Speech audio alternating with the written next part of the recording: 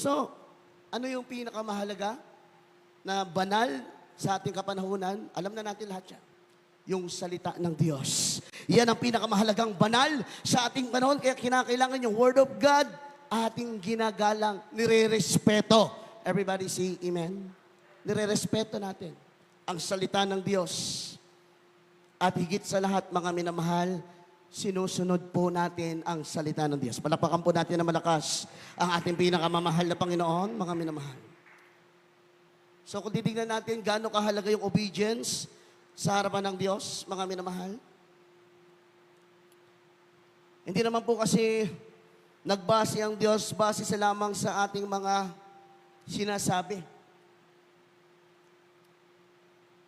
Ibang Kristiyano, sinasabi nila, kilala ko ang Diyos.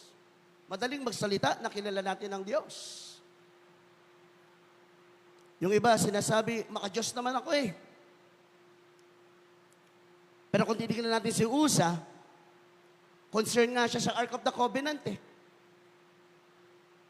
Kasi ayaw niya malaglag sa lupa eh. Pero pinatay siya ng Diyos. Bakit?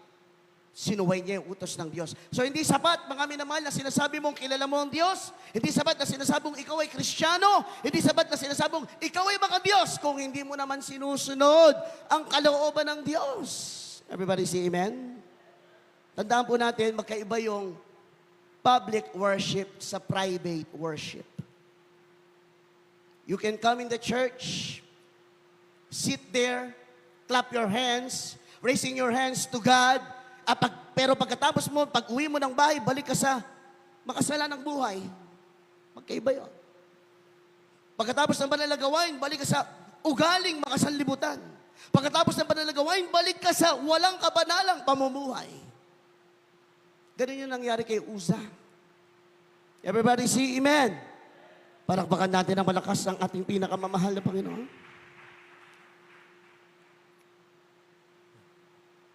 Yung ginawa ni Uza, sacrifice yun, mga minamahal. Concern siya. Pero lumabag sa utos ng Diyos. Kaya nga sabi ng Bible, mga minamahal, sacrifice itself is not acceptable. It should come with obedience. Hindi sapat, mga minamahal, yung sincere ka lang. You can be sincere in public eh. Mga minamahal. Pero kailangan merong kasamang obedience yan. Ano nangyari kay Cain at kay Abel? Alam natin ang storya. Si Cain, nagsakripisyo. Pero bakit hindi nilingap ng Diyos? Ayon sa kanyang sariling terms and condition, yung kanyang ibinigay sa Diyos. Si Abel, nagsakripisyo din, pero nilingap ng Diyos. Bakit? Ayon sa utos ng Diyos. Palakpakan natin ang ating mahal na Panginoon. Magkaiba yan. Mayroong nagsakripisyo dito, si Cain, pero yung sacrifice niya, ayon sa kanyang terms and condition. Ito lang, ito lang, ito lang. Hindi nalugod ang Diyos. Pero dito sa kabila, si Abel, nagsakripisyo, ayon saan? Sa utos ng Diyos. Kaya nilingap ng mahal na Panginoon. Palakpakan natin ang ating pinakamamahal na Panginoon. So mga minamahal, kinakailangan yung ating mga ginagawa sa mahal na Panginoon, may kalakip na pagsunod yan. Kinakailangan po natin, mga minamahal, hindi lamang sapat yung sinasabi natin, concern tayo sa gawain, concern ako sa aking kapwa, pero walang obedience, mga minamahal. Everybody say amen. Si Uza, the moment na hinawakan niya yung Ark of the Covenant, that moment, binaliwala niya na yung holy commandments of God. That moment, binaliwala niya na, mga minamahal, yung banal na kalooban ng Diyos. At ganoon din sa panahon natin, mga minamahal. Bagamat tayo'y matagal ng mga Kristiyano, at alam natin yung ayaw ng Diyos at yung gusto ng Diyos, subalit nilalabag pa din natin. Everybody say amen. Mas maganda, kung matagal na tayong Kristiyano, at alam natin yung gusto ng Diyos, mas maganda na lagi nating sinusunod, mga minamahal. Palakpakan natin ang ating mahal na Panginoon, mga minamahal. Everybody say, praise the Lord.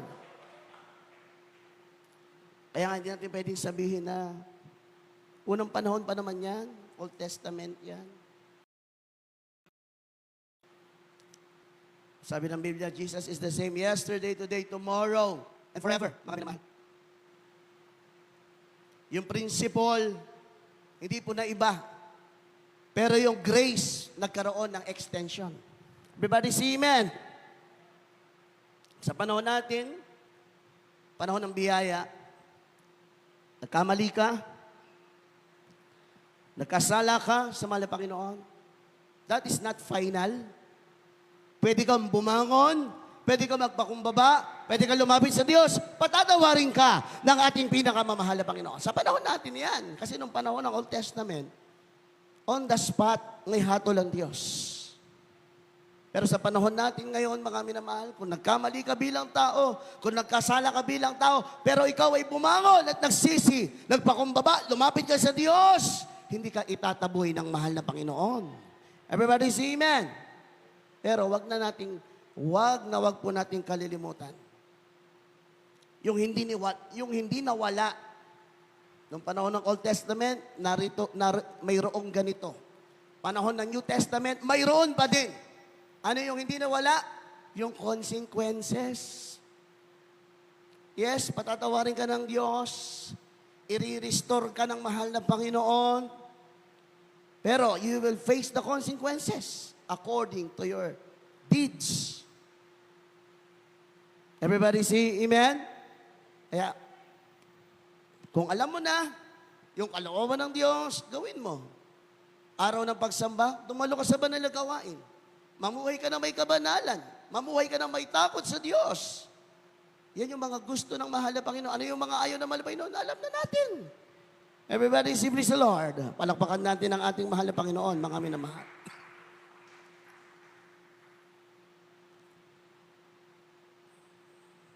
Sasabihin ng iba, wala naman yata akong nalalabag na kalooban ng Diyos kasi di naman ako pinapahalo eh.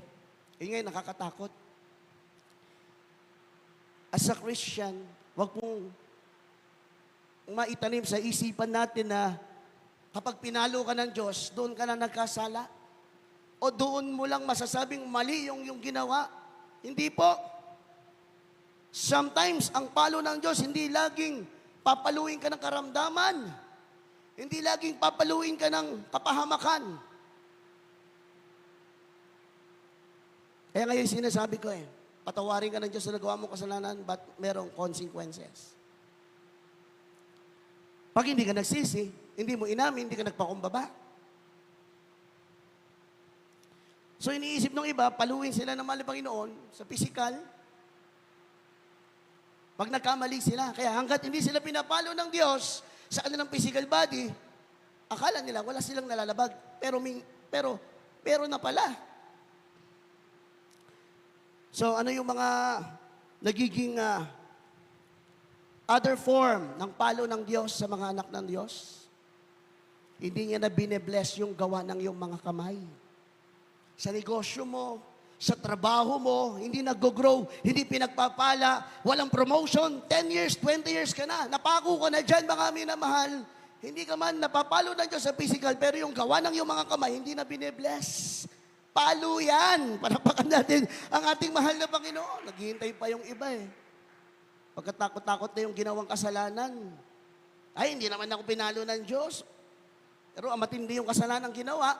Pero hindi mo alam, yung hindi na bine-bless yung mga gawa ng iyong mga kamay, walang nagsasakses sa mga plano mo, palo na yan ng mahal na Panginoon. Everybody say amen. Yung hindi ka na nare-revive, di ba? Nakakalungkot na yan. Dumalo ka sa banal na gawain, problematic ka, pag uwi mo problematic ka pa din. Parang wala ka pa rin pag-asa, parang walang kagalakan, parang walang peace of mind. Napaka-imposible. Narito lahat sa banal na gawain ang solusyon sa ating mga problema, mga minamahal. Narito ang kapahingahan ng ating mga kaluluwa. Tapos pagdating mo dito at pag-uwi mo, parang walang nangyari sa'yo. Bigat na bigat ka ba din? Palo yan. Search our heart. Palakpakan natin ng malakas ang ating pinakamamahal na Panginoon, mga minamahal. Yun pa lamang na hindi na nabibless sa'yo yung ibang tao. Yan, nakakalungkot yan. Kasi, alam mo yung Kristiyanong sumusunod sa kalooban ng Diyos, makita mo ba lang siya, nakikita mo yung glory ng mahal na Panginoon Everybody say amen? Nakikita mo yung glory ng mahal Panginoon sa kanya. Nakaka-bless tong taong ito. The way niya mamuhay, the way niya mag-approach, the way niya magtrato ng kapwa, nakaka-bless. Pero kapag nakikita ka ng kapwa mo Kristiyano, ang bigat ng kalooban ko sa taong ito. Maraming nakakaramdam ng ganun sa'yo, mga minamahal.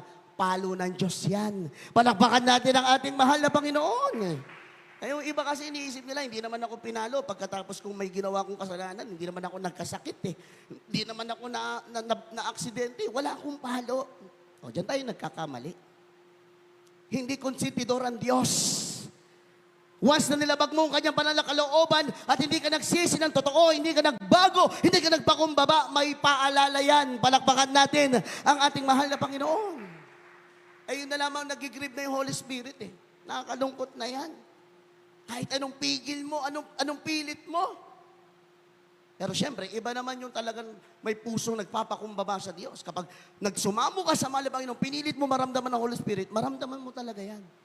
Pero yung hindi mo nakikilala yung sarili mo, hindi mo nakikilala yung ginagawa mo at inaakala mong wala ka pang nalalabag at mayroon na pala, nakakatakot na yan. Search our heart. Palakpakan po natin ng malakas ang ating mahal na Panginoon. Minsan, hindi na tayo excited mag-attend ng church. Mga minamahal. Yan yung mga klase ng palo. Iba't ibang form. Wala ka ng gana sa ministry.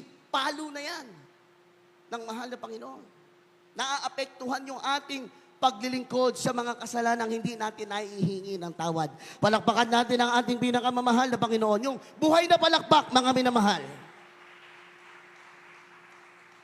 So napakahalaga sa Diyos yung obedience. Yung sincerity, magiging katanggap-tanggap lamang yan pag may kasamang obedience. Kasi we can show sincerity in public. Pwede natin ipakita dito, umiiyak tayo. Pero hindi ko naman sinasabing fake po yung ating pag-iyak dito, mga minamahal. I'm not saying that. Pero kung yung ating pag-iyak dito, narito tayo, umiiyak tayo sa mahal na Panginoon, pero pag uwi mo ng bahay, balik ka sa kasalanan. Anong tawag doon? Everybody say amen. Parang walang makapag-amen. Parang baka nga po natin ang ating mahal na Panginoon. Alam ko, wala namang ganun dito. Lahat dito sincero na may kasamang pagsunod sa mahal na Panginoon, mga minamahal. Pakibasa po, unang Samuel, 15:2 hanggang 3, talon ng 8 at 9. At sunod po ng unang Samuel, 15:22. Matatapos na po. Dito po sa unang Samuel 15:2, 3, talon 8, 9. Sa 2, ganito ang sabi ng Panginoon ng mahukbo, aking tinandaan niyo ang ginawa ng Amalek sa Israel, kung paano siya'y humadlang sa kanya sa daan nang siya'y umahon mula sa Ehipto. Ngayon yumaon ka at saktan mo ang Amalek at iyong lubos na lipulin ang buo nilang tinatangkilik at huwag kang manghinayang sa kanila, kundi patayin mo ang lalaki at babae, sanggol at sumususo, baka at tupa, kamelyo at asno. 8, at kanyang kinuhang buhay si Agag na hari ng Amalesita at lubos na nilipol ang buong bayan ng talim ng tabak.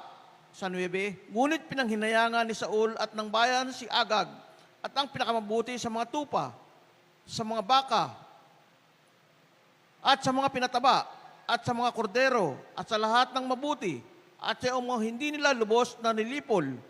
Ngunit, bawat bagay na hamak ay walang kabuluhan, ay kanilang lubos na nilipol. Unang Samuel po, 15:22. Pagkasunod po yan.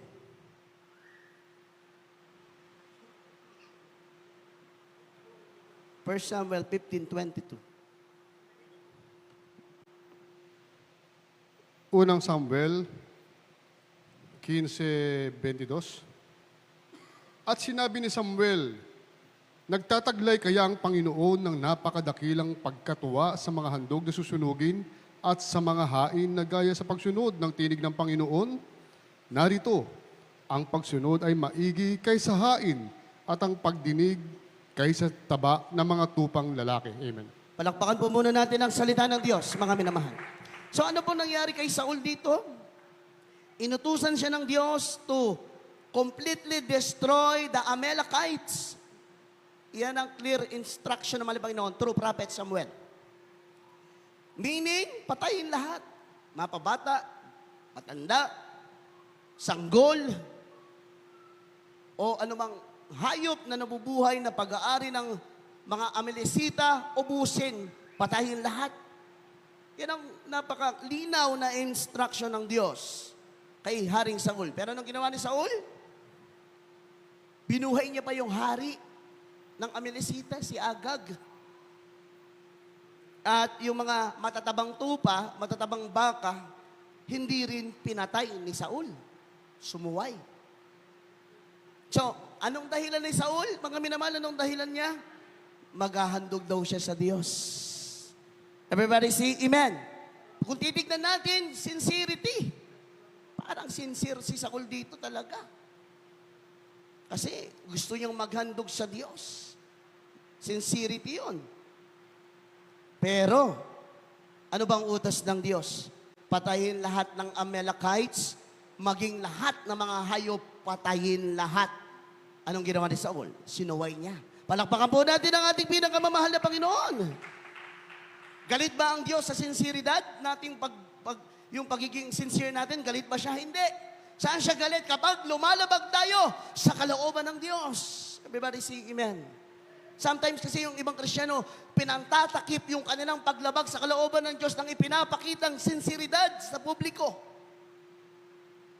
Ginagawang pangtakip sa kanilang mga nilalabag na kalooban ng Diyos.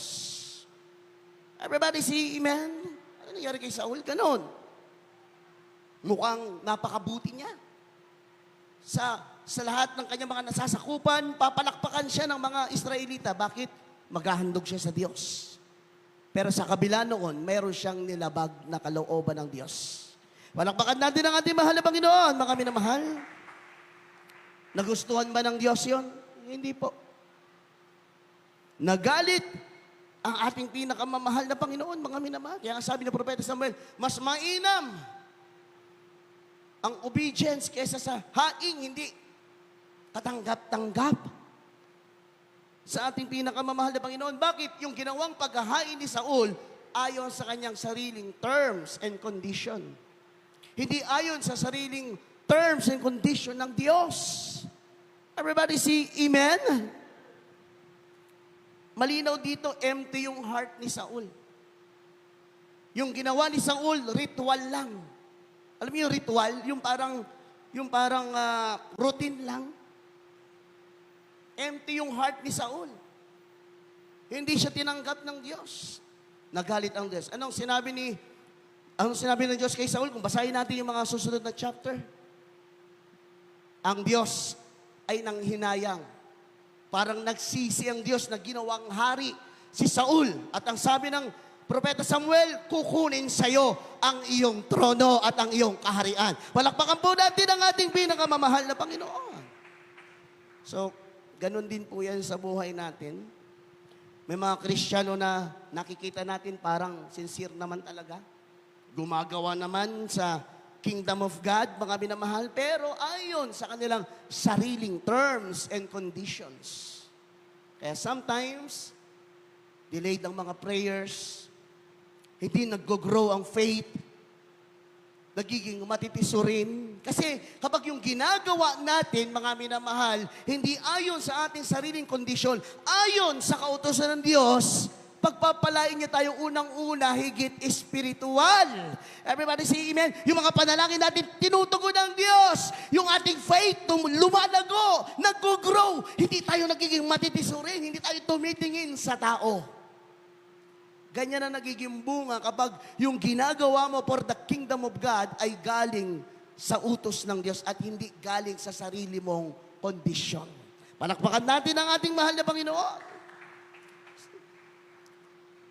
Sad but reality, may mga Christian na gaganap sa kingdom of God pero gusto nare-recognize. Sarili mong terms yan and conditions. Gaganap ako sa kingdom of God, dapat babanggitin ng aking pangalan sa pulpito. Gaganap ako sa kingdom of God, dapat ako yung nasa pinaka napapansin. Sarili mong terms yan. Kung gaganap ka sa kalooban ng Diyos, kung susunod ka sa kalooban ng Diyos, hayaan mo ang Diyos ang masunod. Palakpakan natin ang mahal na Panginoon. Everybody say, praise the Lord. Kaya nga yung iba gumaganap out of will of God, sa sarili nilang will, hindi sila lumalago. Hindi nag-grow. Paulit-ulit, binabalikan yung kasalanan. Paulit-ulit, nagfe-fail. Ang buhay ng Kristiyano, mga minamahal, kung mag-faith man tayo, mga minamahal, hindi laging paulit-ulit, same mistake. Everybody say, Amen. Hindi yung nagkamali ka ngayon, bukas, mag-fail ka na naman, sa linggo, mag-fail ka naman. Wala sigurong Kristiyanong ganon. There are seasons of our lives lang na mag-fail tayo, pero ibinabangon tayo ng Diyos. Palakpakan natin ang ating pinakamamahal na Panginoon. Kaya ganun yung nangyayari. Dahil ang totoong paglilingkod sa Diyos, hindi lamang po binabasa lamang natin sa superficial service. Alam niyo yung superficial service? Yung paglilingkod na gustong napapansin ng mga tao. Everybody say, Amen. So, ang totoong paglilingkod, choice, everyday choice, na sundin ang kalooban ng ating pinakamamahal na Panginoon. May nakakakita man o wala. Everybody say, Amen. Alam mong kasalanan, huwag mong gawin. Wala namang nakakakita. Akin na to. May naiwang pera dyan, hindi naman sa'yo. Alam mo, hindi sa'yo yan. Wala namang nakakakita. Akin na to. Diba? We can be sincere in public, but we cannot obey in private.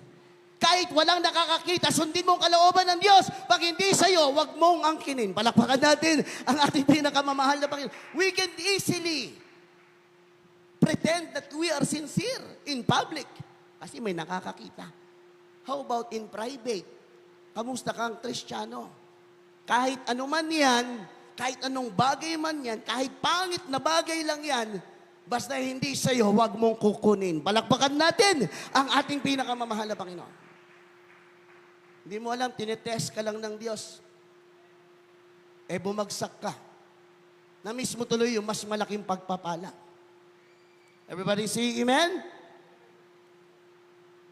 So, tandaan po natin mga minamahal, sincerity always comes with obedience. Biblical, nabasa natin, may mga pangyayari. Mas mabigat, actually, mas mabigat ng Old Testament. Sa panahon natin, magaan na dahil ang Diyos napako na sa krus, pero wag natin kalilimutan, there is always consequences. Palakpakan natin ang ating pinakamamahal na Panginoon. Sometimes yung delayed ng prayers, consequences yan. Tagal-tagal mong pinagpe-pray, hindi pa pinagkakaloob ng Diyos. Kasi ang mahal na Panginoon, pag sinabi niyang wait, mangungusap siya. Through dreams, through visions, through His words, through preaching, to other godly person, mangungusap ang Diyos. Pag sinabi niyang, anak, wait, mangungusap siya. Hindi kanya bibigyan ng palahulaan. Pero kung napakatagal na, walang pangungusap sa mahal na Panginoon, hindi kahit man lang sana, anak, hindi ko kalooban. Mas okay yon. Kasi alam mo, hindi kalooban ng Diyos. Mas okay yon. Pero yung prayer mo na napakatagal, walang pangungusap ang Diyos sa iyo, ask your heart. Tignan mo yung paglilingkod mo. What is wrong? Palakpakan natin ang ating pinakamamahal na Panginoon. Everybody say Amen? Basahin po natin ang huling talata. Maganda na po mga awit. Ating mga manunugtog. Unang Kronika, 13:14. Unang Kronika, 13:14. At ang kabahan ng Diyos ay naiwan sa sambayanan ni Obed-Edom sa kanyang bahay na 3 buwan at pinagpala ng Panginoon ang sambayanan ni Obed-Edom at ang buo niyang tinatangkilik. Amen. And the ark of God remained with the family of Obed-Edom in his house 3 months. And the Lord blessed the house of Obed-Edom and all that he had. So, ano po nangyari dito? Nung nakita ni David na pinatay ng Diyos on the spot si Uza, grabe po yung takot ni David. Na-realize ni David, nagkamali siya. Ganon tayo sometimes. Doon na natin marirealize pagka may kapahamakan na. So, ang ginawa po ni David, dahil natakot siya, hindi niya na muna itinuloy yung pagbiyahe ng Ark of the Covenant patungong Jerusalem. Kasi nakita niya, nagalit ang Diyos. Sa kanya, kung si David ang humawak doon, di ko lang alam anong mangyari kay David. Nagkataon na normal na Israelita ang humawak. Ayun ang pinatay ng Diyos. So, naghanap si David, saan ko kaya pwedeng ilagay muna ang Ark of the Covenant? That time, takot na takot ang buong bayan ng Israel. Bakit po? First time na nangyari yon. Na yung Ark of the Covenant, first time na nahawakan ng human hand directly. At first time na may pinatay ang Diyos dahil sa ganoong pagkakataon. Kaya lahat ng mga Israelita at that time, grabe ang takot. Kaya nag-iisip si David, saan ko ilalagay ang Ark of the Covenant? Pero, mayroong isang lalaki na ang pangalang Obed-Edom. Pinahintulot niyang ilagay sa kanyang tahanan ang Ark of the Covenant. Palakpakan natin ang ating pinakamamahal na Panginoon. So, that time, walang gustong sumunod kay David out of fear. Ikaw ba naman baka mapadampi lang sila doon, hindi sinasadya, mamatay sila kaya natakot sila. Pero may isang taong matuwid, doon niya pinalagay sa kanyang tahanan ang Ark of the Covenant. Sometimes ganun din yan. Sa panahon natin, mga minamahal, tinetest tayo ng Diyos kung susunod ba tayo sa kanyang banal na kalooban. Sometimes, ilagay tayo sa isang mahirap na sitwasyon to test yung ating obedience. Everybody see amen? Madaling sumunod kapag magaan. Kahit sa ang larangan, miski sa larangan ng sanlibutan, madaling sumunod kapag magaan ang lahat. Pero kapag mahirap na ang kalagayan, mahirap na ang sitwasyon, susunod ka ba? So out of milyong Israelites, isa lang ang sumunod. Palakpakan natin ang ating pinakamamahal na Panginoon. So nakita ng Diyos. Anong sabi ng Biblia? 3 buwan na malagi ang Ark of the Covenant sa bahay ni Obed-Edom na Hiteo. Ano ang nangyari? Ang sabi ng mahal na Panginoon, pinagpala ng Diyos ang buong sambahayan ni Obed-Edom at lahat ng kanyang tinatangkilik. Palakpakan natin ang ating mahal na Panginoon. Ganon yung pagsunod. Ganon ang gusto ng Diyos. Sunod ka kahit nakakatakot. Sumunod ka kahit parang imposible. Sumunod ka pa kahit parang walang pag-asa. Basta sinabi ng Diyos, sumunod ka dahil sa likod niyan, grabing pagpapala. Sometimes, natatakot tayo Sometimes, mahal na Panginoon, mahirap, hindi ko kaya. Mahal na Panginoon, natatakot ako, baka mag-fail ako. Hindi Pag sinabi ng Diyos, sundin mo lang, pagpapalain ka ng ating mahal na Panginoon. Kaya nga, mapalad yung mga Kristiyano na may malapit na banal na gawain sa kanila.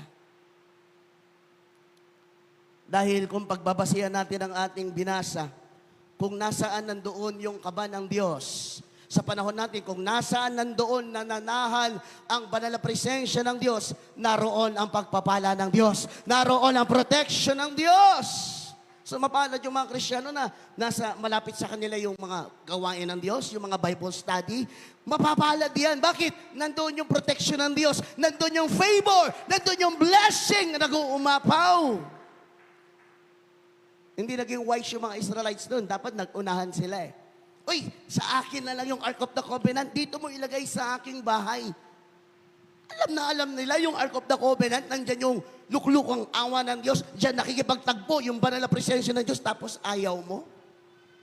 O sino pinagpala? Isa lang, si Obed-Edom lang. Palakpakan natin ang mahal na Panginoon.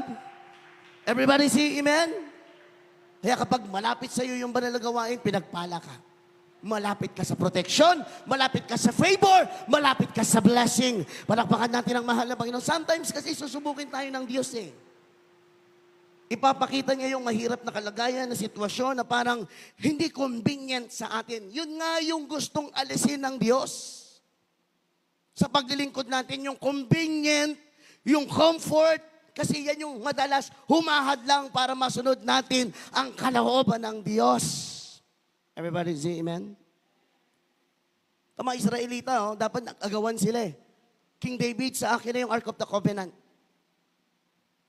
Kasi alam nila, yung Ark of the Covenant, nandun lahat. Pinagtatagumpay sila sa mga digmaan, favor of God, presence of God, nandoon. Pero walang may gusto. Bakit? Natakot sila. Ganoon din sa buhay natin yan. Sometimes nakakatakot yung mga pinapagawa ng Diyos. Nakakapag-alala yung pinapagawa ng Diyos. Kaya minsan umaatras tayo, umaayaw tayo. Pero hindi natin alam. Yung pala yung pintuan ng pagpapala. Palakpakan natin ang mahal na Panginoon. Basta inutos ng Diyos. Basta galing sa mahal na Panginoon, huwag kang matakot. Sundin mo, pagpapalain ka ng mahal na Panginoon. Habang tayo umaawit, mga minamahal, praise God, wala na po tayong oras. Puri natin, mahal na Panginoon. Bulay-bulayin po natin banal na mensahe ng Diyos sa umagang ito. Praise God.